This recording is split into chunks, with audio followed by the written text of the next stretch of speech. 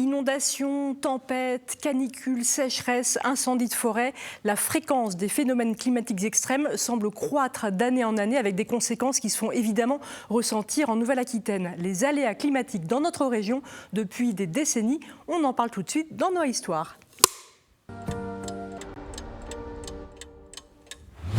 Bonjour à tous et merci de nous rejoindre pour ce nouveau numéro de Noa Histoire. On a tous le sentiment, en regardant les actualités chaque semaine, chaque mois, qu'il y a de plus en plus de catastrophes naturelles un peu partout en France et en Nouvelle-Aquitaine.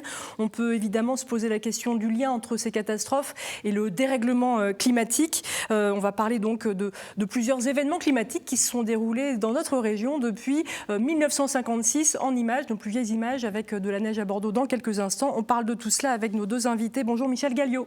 Bonjour. Vous êtes climatologue, ancien directeur du centre météorologique de Limoges, ancien membre aussi de l'Observatoire national sur les effets du réchauffement climatique. Vous connaissez très bien les évolutions du climat et notamment dans la région. Et bonjour Didier Rateau. Bonjour. Vous êtes pompier, adjudant-chef du SDIS de la Haute-Vienne. Vous nous raconterez votre vécu d'intervenant parce qu'évidemment, dès qu'il y a une catastrophe naturelle, les pompiers sont sur le coup. Vous êtes aussi spécialisé USAR, unité de soutien, appui et recherche. Oui. Vous nous expliquerez en quoi ça consiste. Mais on va démarrer tout de suite avec nos premières archives.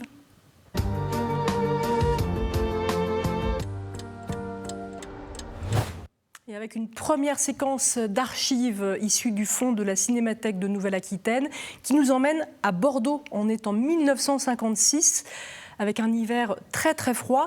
Là, on voit des enfants dans la neige. Il y a bien au moins 30 cm de neige. Des images comme ça, Bordeaux n'a pas dû en connaître beaucoup. Michel Galliot. Non, effectivement, d'autant plus que l'hiver 56, qui est caractéristique, c'est sa longueur. Oui. Donc on avait beaucoup de neige et de la neige qui est restée longtemps. Donc plusieurs chutes se sont accumulées. C'est pour ça que ça fait des hauteurs importantes. Et puis donc des rivières qui ont gelé et gelé sur d'une longue période, puisqu'on avait des rivières. À Bordeaux, mais pas seulement d'ailleurs. Pas seulement à Bordeaux. À Limoges, probablement que la Vienne était gelée, qu'on pouvait traverser à pied. Ça fait longtemps qu'on n'a pas vu ça. Oui, effectivement, ça fait longtemps. Même en 85, où il a fait si froid, ça a duré moins longtemps, ce qui fait qu'il y a eu des glaçons qui ont été charriés par la Vienne, mais pas au point, à Limoges, de pouvoir traverser à pied. Là, on voit effectivement des jeunes qui font du ski dans les rues. Je trouve que c'est assez incroyable. On a quand même l'impression, et je pense que ce n'est pas qu'une impression, qu'on a de moins en moins de ce type d'épisodes neigeux. Alors là, étant donné que les hivers sont plus courts, le nombre de jours, le potentiel pour avoir de la neige est plus faible. Donc effectivement, on a moins d'épisodes de neige, même si ça ne veut pas dire qu'on n'est pas à l'abri d'un épisode de neige très important en une seule fois, mais c'est plus la variabilité naturelle du climat qui nous apporterait ça. Et en fait, on a quand même moins de jours de neige. Alors là, on a vu des images de 1956. On n'a pas pu remonter plus loin, mais on peut évoquer même 1789. Michel Galliot. Oui, 1789, un hiver qui a duré presque plus de 30 jours. Et du coup, les rivières étaient gelées. À Limoges, on a relevé entre 35 et 50 cm de glace. Oui. Et ce qui est important, c'est que les rivières étant gelées, les moulins ne pouvaient pas tourner, on ne pouvait pas faire de farine, on ne pouvait pas faire de pain. Tout était bloqué. Tout était bloqué. Et c'est une des causes de la Révolution française. Oui, c'est ça. Pas de pain, donc la Révolution. Alors évidemment, ces épisodes sont de plus en plus rares. Quoique, il n'y a pas si longtemps que ça, l'hiver dernier, fin 2025, début 2026, il y a eu pas mal de neige. Et même sur nos côtes, là on a des images à La Rochelle, donc on est en Charente-Maritime. Et on a vu de la neige sur les plages. Ça aussi, ça faisait très longtemps qu'on n'avait pas vu ça. Ça fait pas très longtemps, mais c'est pas exceptionnel, il ne faut pas s'étonner de cela. Parce que quand on arrive avec des hivers qui sont plus courts, on peut avoir des épisodes avec des dépressions qui arrivent et qui vont donner beaucoup de pluie, mais comme on est en hiver, ça fera beaucoup de neige.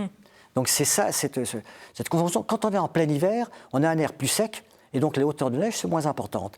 Puisque les hivers sont un peu déréglés, il y a plus d'humidité, et à ce moment-là, plus de précipitations, plus de neige, en épaisseur. Didier Rateau, est-ce que sur des épisodes fortement neigeux, est-ce que les pompiers sont mobilisés ? Oui, les pompiers sont mobilisés, surtout pour, je dirais comme ça s'est produit il y a quelques années, les rescapés de la route, où nous sommes mobilisés pour aller leur apporter notre soutien, les récupérer, pour les emmener dans des lieux d'hébergement qui sont ouverts par les municipalités. Alors, on parle de plus en plus de réchauffement climatique. En même temps, on voit des images de neige. On parle plutôt de dérèglement climatique. Quelle est la différence entre les deux, Michel Galliot ? Alors, au départ, il y a un réchauffement, puisqu'il y a une modification du bilan énergétique de la Terre. Il y a un réchauffement, et ce réchauffement va modifier la circulation des dépressions, et ça va modifier le climat un petit peu dans toutes les zones de la planète. Hein. Donc c'est pour ça que les deux sont tout à fait acceptables. On parlera beaucoup plus maintenant de dérèglement ou de changement climatique, mais l'origine, c'est un réchauffement. On parle peut-être plus de dérèglement parce qu'il y a des aléas. Ça peut être de la pluie, des inondations, du froid, mais globalement, il y a un réchauffement. Ça, on est bien d'accord. Voilà, qui va dérégler le fonctionnement de la circulation atmosphérique. Et en revanche, tous les aléas climatiques sont-ils à mettre sur le dos du dérèglement climatique et du réchauffement du climat ? Alors, les aléas, oui, mais il ne faut pas confondre aléa et catastrophe. Un aléa, donc, il pleut beaucoup. Une catastrophe, il pleut beaucoup dans un espace où les gens ont des maisons et sont inondés, et ça peut entraîner des décès. Donc la catastrophe est liée au risque et aux dégâts que ça va entraîner. Est-ce qu'on peut le dire, comme je l'ai dit quand même un peu en préambule, que la fréquence des aléas climatiques est de plus en plus fréquente ? Alors, la fréquence, peut-être pas, mais c'est les conséquences. On a un aléa climatique dans un espace où il n'y a pas trop de maisons, il n'y a pas trop d'habitants, ça ne sera pas une catastrophe, on en parlera peu. Mais si sur ce territoire, on va avoir des constructions, on va avoir des habitants, ça va devenir une catastrophe et on aura l'impression qu'il y a plus d'aléas. Donc voilà, il y a plus de catastrophes, c'est certain. Alors, les épisodes neigeux se raréfient encore une fois, quand même si on peut en voir de temps en temps. En revanche, d'autres aléas climatiques s'intensifient. Je voudrais qu'on parle des inondations. Il y en a beaucoup, c'est toujours très d'actualité. Et je voudrais qu'on voit tout de suite des images de 1960. Je crois que ça a été une année assez marquante en termes d'inondations, avec des précipitations assez records qui ont été enregistrées en France métropolitaine. L'écart à la normale était de 19,96%. Et là, on voit des images, pareil, de la Cinémathèque de Nouvelle-Aquitaine, avec Aubusson sous les eaux. Donc c'est la Creuse qui a débordé. Oui, il n'y avait pas que la Creuse, puisqu'on a aussi des inondations à Tulle. Donc là, en Limousin en particulier, c'est un peu une référence en termes de quantité de pluie tombée en 24 ou 48 heures. Oui, à l'époque, il y a eu 20 morts déplorés, 30 000 sinistrés, des milliards de dégâts de nouveaux francs. Donc c'est 1960, on peut dire une année marquante pour les inondations. Aujourd'hui, un Français sur 4 vit en zone inondable. Les crues, elles se multiplient. Alors les crues se multiplient aussi parce que l'organisation de notre territoire a changé. On a beaucoup moins de haies, les haies qui ralentissaient le ruissellement. On a des surfaces imperméabilisées, donc l'eau arrive plus vite dans les points bas. Et souvent dans les points bas, c'est là qu'il y a les habitations. Donc c'est pour ça qu'on a plus d'inondations. Là, là, on voit effectivement les dégâts sur ces images, c'est assez incroyable et toujours assez spectaculaire. Vous intervenez, vous aussi, les pompiers, beaucoup sur les inondations. Oui, nous intervenons essentiellement l'équipe spécialisée des plongeurs qui sont sollicités pour mettre en sécurité les habitants qui sont cernés par les eaux et les ramener sur un sol plus stable et sec. Oui, sur un sol plus sec, j'allais le dire. Oui. Quelle est peut-être la dernière grosse inondation sur laquelle vous êtes intervenu dans la région ? Alors la dernière, ça doit remonter il y a 2 ans, au mois d'avril, où on a eu des grosses précipitations et où l'eau est montée rapidement et où les plongeurs ont été sollicités sur notre département, sur la région de Bellac, sur Limoges, pour mettre en sécurité les personnes. L'aménagement du territoire est-il vecteur d'aggravation quand il y a des phénomènes de crue ? Michel Galliot. Tout à fait. Alors, le réchauffement de l'atmosphère fait que l'atmosphère va contenir à peu près 4 à 5% de plus de vapeur d'eau. Donc ça peut faire un potentiel plus important pour les pluies. Mais ce n'est pas ça qui fait la différence sur l'inondation. C'est surtout la façon dont l'eau va ruisseler et arriver très vite dans un espace, un petit peu un goulot d'étranglement. Et c'est là qu'on voit que l'aménagement de l'espace est important. Et en termes d'adaptation, ça sera l'aménagement de l'espace qui va pouvoir nous protéger. On va reparler effectivement de l'adaptation, parce qu'il y a l'adaptation pour les secours, évidemment, avec les formations. Les pompiers, notamment, sont de plus en plus préparés. On va en dire un petit mot. Et puis, on ne peut plus peut-être construire n'importe comment. Mais je voudrais d'abord qu'on regarde ces images d'inondations qui sont aussi assez spectaculaires. On va à Saintes. On était en 1982. Ce sont des images qui nous viennent de l'association Caméra Photo Club de Saintonge, avec la réalisation de Jean-Claude Pricard. Ces images sont assez incroyables. Là encore, il y a eu des records en termes d'inondation. Donc là, on est en 82. À nouveau, en 94, il y en a eu 6,84 m. L'eau a atteint 6,84 m. Oui, on est toujours surpris quand on voit ça, parce qu'on s'habitue à voir une rivière dans son lit normal, et quand on voit ça, on est toujours surpris, mais il faut savoir que la quantité d'eau qui tombe sur un territoire, et si le bassin versant est suffisamment étendu, ça fait une quantité d'eau énorme. Oui, là on n'a pas les images, mais il y a François Mitterrand, pour ceux qui se souviennent peut-être, qui était président à l'époque, qui était venu à Saintes, puisqu'il avait des attaches avec ce territoire. Il avait même été dans une barque sur le fleuve, c'est la Charente, sur le fleuve. Des images qu'on peut peut-être retrouver d'ailleurs à l'INA. Et puis aller jeter un petit coup d'œil aussi sur le site de la Cinémathèque de Nouvelle-Aquitaine. Il y a tout un tas d'images justement, quand on tape inondation. C'est là qu'on voit qu'il y a eu beaucoup d'inondations dans notre région. 1993, Limoges, ça vous parlerait peut-être plus à vous qui nous regardez. Vous étiez déjà pompier ou pas, Didier Rateau? Est-ce que vous vous souvenez de 1993 et de l'inondation? Alors là, on a des images d'inondation à Limoges. Oui, je m'en souviens bien. Ça faisait pas pas en longtemps que juillet. Oui, ça faisait un peu plus d'un an que j'étais pompier. Ouais. Et il y a eu des grosses inondations qui ont charrié pas mal de bois, je me souviens sur un moulin où ça avait pris tous les ballots de farine et tout, et aussi le boulevard qui était impraticable. Ça, c'est encore une fois assez incroyable de voir ces images. Est-ce que notre modernité nous fragilise aussi? Parce que parfois, avec des inondations, tout peut être bloqué, tout ça, le gaz, l'électricité, les transports publics. Est-ce que finalement, là-dessus, on n'est pas forcément très bon, même si on s'adapte sur plein d'autres choses? Plus on artificialise l'espace, plus on est vulnérable à un aléa extrême. Et donc, effectivement, si on est tributaire des réseaux, que ce soit des réseaux électriques, des réseaux téléphoniques, eh bien, effectivement, on est plus vulnérable en cas de catastrophe, d'aléa climatique. On ne s'en rend pas compte, mais c'est des choses qu'il faut prévoir dès le début dans la construction, se dire et s'il arrive telle chose, qu'est-ce qu'on fait? Alors oui, le plus en amont on prévoit, le mieux c'est. Et sinon, il y a aussi des plans de risque inondation aujourd'hui qui sont aussi très utiles. Oui, effectivement, maintenant on a compris le risque que l'on avait, et donc toutes les communes, en particulier celles qui sont dans des zones où on sait qu'il y a des risques d'inondation, doivent avoir des plans spéciaux d'intervention pour se prémunir, pour savoir réagir en cas de situation catastrophique. Est-ce que vous, d'ailleurs, les pompiers, vous êtes prévenus en cas d'alerte inondation? Comment ça se passe au niveau de la prévention? Alors oui, nous sommes prévenus, nous recevons des messages de Météo France au sein du traitement de l'alerte, et après les centres de secours du département sont avertis par notre système d'alerte en messagerie pour que l'on puisse anticiper au niveau du matériel, au niveau des personnels, pour demander des moyens supplémentaires pour pouvoir intervenir. Alors on va passer à un autre type de catastrophe qu'on voit aussi peut-être s'aggraver, en tout cas revenir de plus en plus souvent, les sécheresses, les canicules. Alors là on parlait d'inondation, ça pourrait paraître un petit peu antinomique ces deux termes. Finalement ils sont assez liés. Ils peuvent l'être. Ils peuvent l'être, c'est-à-dire qu'on sait que le dérèglement climatique pour nos territoires vont amener sans doute moins de précipitations l'été, plus de précipitations l'hiver, même si ces tendances ne sont pas très très fortes. Il ne faut pas s'imaginer à des grands changements. Par contre, en ce qui concerne les sécheresses, là c'est quelque chose qui est inéluctable, parce que comme le printemps démarre plus tôt, la végétation commence à pomper l'eau dans le sol plus tôt. Et quand on arrive au mois de juin, il n'y a plus d'eau dans le sol, donc plus d'eau dans les rivières. Et donc c'est pour ça que les sécheresses sont plus longues et plus sévères. Donc augmentation des températures et peut-être un peu moins de pluie. Il y a une différence entre sécheresse et canicule. Tout à fait. La sécheresse, c'est quelque chose qui va durer sur plusieurs jours, plusieurs semaines, voire plusieurs mois.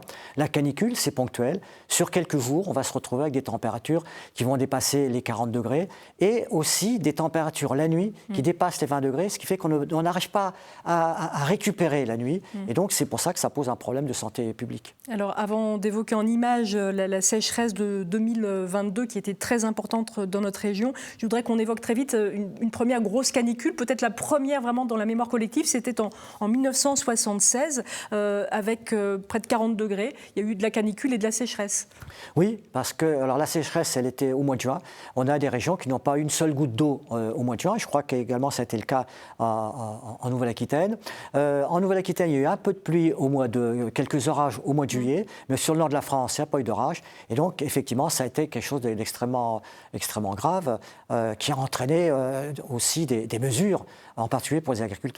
Oui, l'impôt sécheresse. L'impôt sécheresse, tout à fait. On ne pouvait pas ne pas évoquer aussi rapidement en 2003, 15 000 morts en France à cause de la chaleur, qui peut faire des ravages, la chaleur. Voilà, alors à cause de la chaleur et à cause de la pollution. Parce qu'il faut savoir que dans les villes, quand il fait très, très, très chaud, les particules ont un pouvoir agressif dans les poumons plus important. Donc la moitié des décès étaient dus à des problèmes de pollution pour les personnes fragiles. Et c'est à la suite de ça qu'on a mis en place des plans canicules, ce qui fait que les communes doivent se renseigner des personnes vulnérables. Et par exemple, dans les EHPAD, maintenant, tous les EHPAD doivent avoir une pièce réfrigérée pour mettre, mettre à l'abri, en quelque sorte, les personnes qui puissent passer tranquillement une partie de la journée. Oui, là, lors de ces plans canicules, je crois que les pompiers sont aussi très sollicités. Ah oui, nous sommes énormément sollicités. Qu'est-ce que vous faites ? Pour apporter assistance aux personnes, surtout les personnes âgées, les personnes fragiles qui se déshydratent. Donc on va contribuer à leur porter assistance en les réhydratant, en communiquant avec les services d'urgence et souvent les évacuer sur les centres hospitaliers pour qu'ils soient pris en charge. Et là aussi, est-ce que vous voyez l'évolution entre donc 2003, cette première énorme canicule qui a fait encore une fois 15 000 morts, et puis 2022, la dernière sécheresse vraiment aussi extrêmement importante dans la région. Vous voyez l'évolution quand même de ce qu'on peut apporter comme solution, et notamment au niveau des secours ?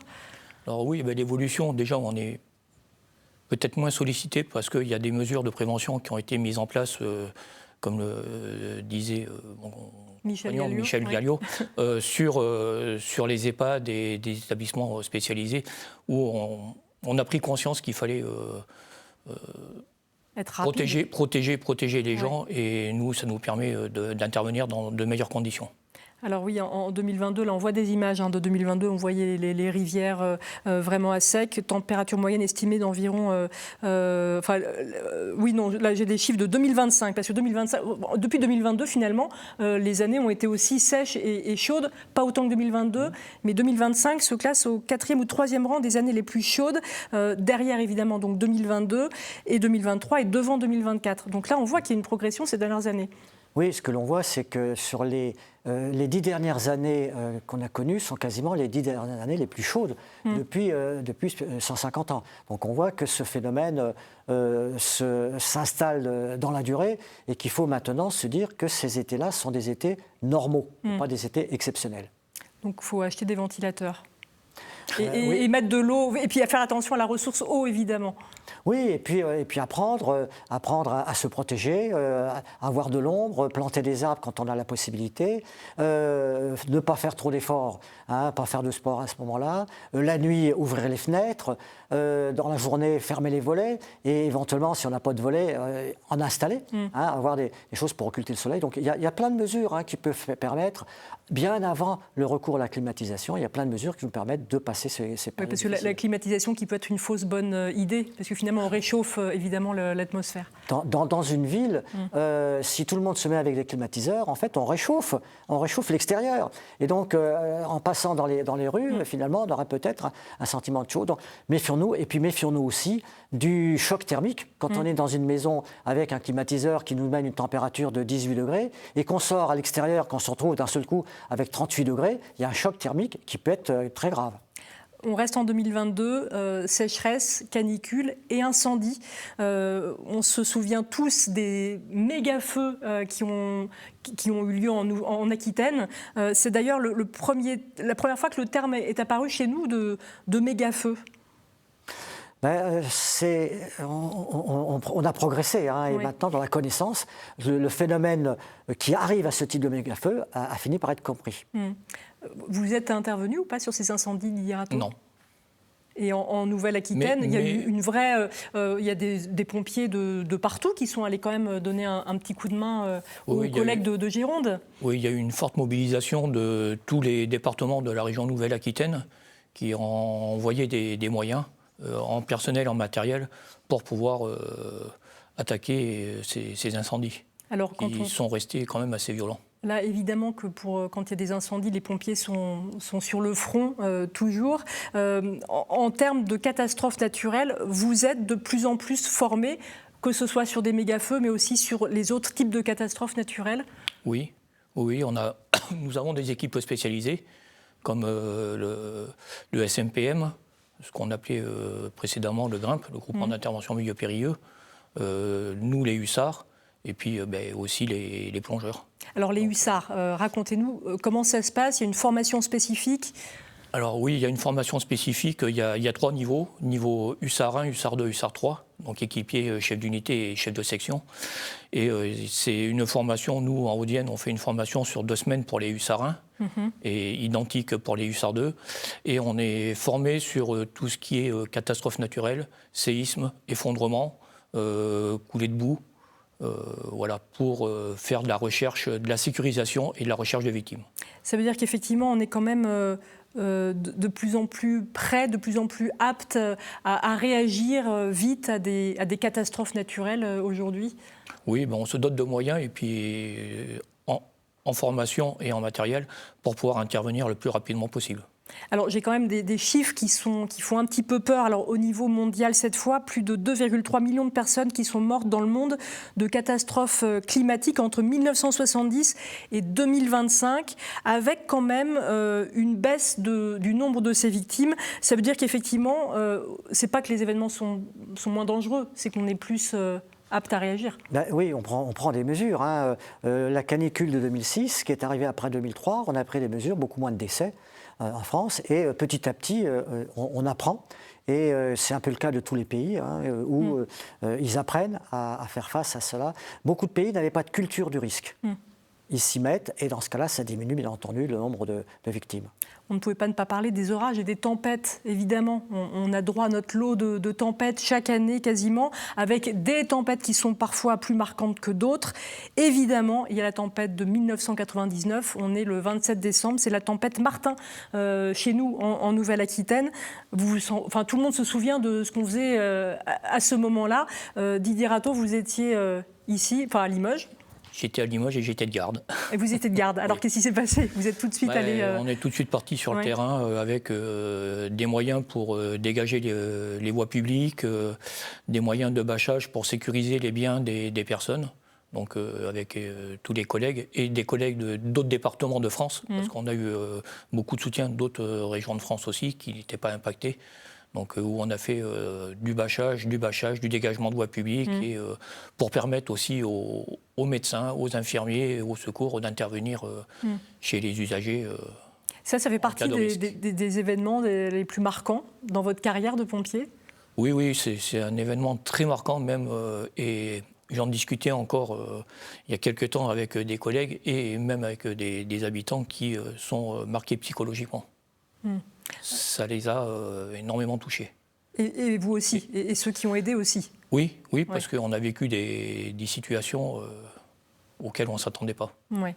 Les orages et les tempêtes sont-ils des conséquences vraiment directes du dérèglement climatique, Michel Galliot ? Alors non, l'intensité des tempêtes, relativement peu. Et il y en a toujours eu en fait. Il y en a toujours eu, hein, et on ne voit pas une tendance nette à l'augmentation des tempêtes, en France métropolitaine, et en particulier dans la région de Nouvelle-Aquitaine, depuis 50 ans. Et les modèles ne nous annoncent pas forcément une augmentation de la fréquence.